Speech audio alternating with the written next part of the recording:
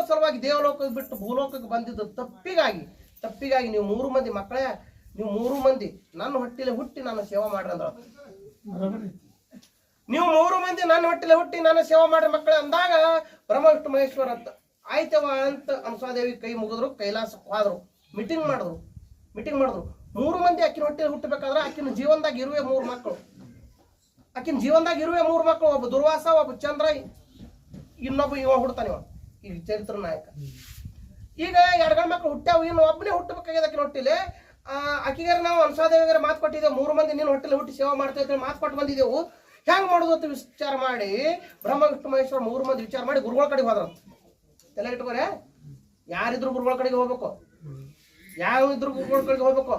ಕೃಷ್ಣನು ಗುರುಗಳ ಕಡೆಗೆ ಹೋಗ್ಯಾನ, ರಾಮನು ಗುರುಗಳ ಕಡೆಗೆ ಹೋಗ್ಯಾನ, ಮಾವುಲಿ ಜ್ಞಾನೇಶ್ವರ ಸಂತ ನಾಮದೇವರು ಹಿಡ್ಕೊಂಡು ಎಲ್ಲ ಜಗತ್ತೆ ಗುರುಗಳ ಕಡೆ ಹೋದಾಕರೆ ಉದ್ಧಾರ ಆಗೈತಿ. ಬ್ರಹ್ಮ ವಿಷ್ಣು ಮಹೇಶ್ವರ